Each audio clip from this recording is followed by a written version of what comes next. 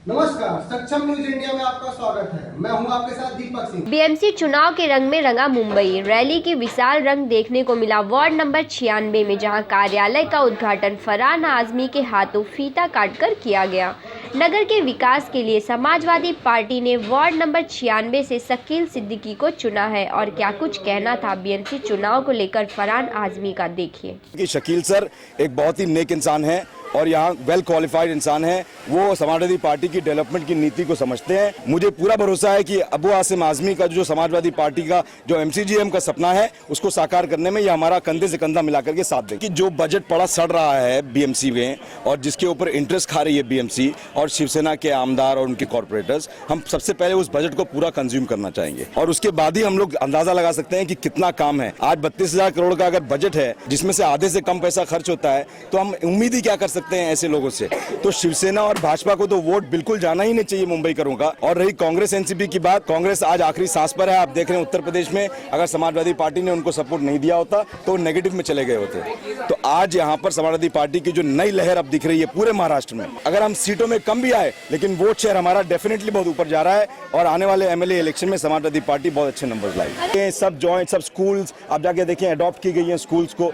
Digital classroom slum में पूरे महाराष्ट्र में कहीं नहीं चल रहा है, लेकिन गोवंडी में डिजिटल क्लासरूम चल रहा है। तो जो सुविधाएं 5 साल में अबू आसिम ने दे दी, पिछले 50 साल में कांग्रेस और शिवसेना ने नहीं दी है। तो समाजवादी पार्टी को एक मौका दें, एक चांस दें और युवाओं को एक मौका दें कि अखिलेश यादव की राह पे चल के महाराष्ट्र को भी हम उसी उन्नति पे जहां आज उत्तर प्रदेश पहुंच चुका है। कि अकबरुद्दीन ओवैसी की जो हालत है हैदराबाद में, आज मुसलमानों के ऊपर टॉयलेट की बाल्टी खाली कर देते हैं ये लोग। उनके सामने उनको कंपटीशन ही नहीं चाहिए और आज यहाँ पर उनको खड़ा कंपटीशन। हम लोग हैदराबाद भी जाएंगे, उनकी गली में जाकर के उनके खिलाफ लड़ेंगे और उनको हरा करके उनको हम लोग दिखाएंगे कि उन्होंने मुसलमानों के वोट के साथ में सिर्फ खिलवाड़ और सौदा किया है। मैं तो ये कहना चाहूँगा फरहान भाई का कि इन्होंने मुझे चुना, ये सीट दिया और देते तक मुझे कहा कि शकील भाई आपसे बहुत उम्मीद लगाया हूँ, ये सीट आपको दे रहा हूँ और इंशाल्लाह आप जब फतेह करके आओगे तो जीत के आओगे हमारे पास। और यहाँ की जो सिविक्स इशू है, रोड को लेके, नाले को लेके, गटर को लेके, साफ सफाई को लेके, और यहाँ तक के यहाँ पे बहुत सारा हेल्थ प्रॉब्लम भी है, एजुकेशन प्रॉब्लम भी है, ऐसी बहुत सारी समस्या है। अगर आप देखेंगे हमारे बाजू में शहर है गोवंडी,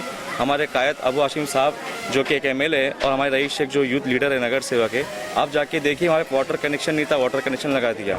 और सबसे बड़ा हमारी कौम को जो गिफ्ट दिया है अबू आसिम साहब ने, आप दिनार में जाएंगे कुर्बानी के टाइम पे जो 50 रुपये टिकट थी वो माफ़ करवाया अबू आसिम साहब ने। तो जब साइकिल गोवंडी में चल सकती है तो बांद्रा में क्यों नहीं चल सकती। अगर मुझे इंशाल्लाह नौपाड़े बहराम की जनता जिताएगी, मैं इस पर खरा उतरूंगा। कि शब्बीर भाई हैं, हमारे भाई हैं, वो समाजवादी पार्टी से ही आज छोड़ करके बीजेपी में चले गए, लेकिन आज उनको एहसास हो रहा है कि बीजेपी में जा करके उन्होंने बहुत बड़ी गलती की है।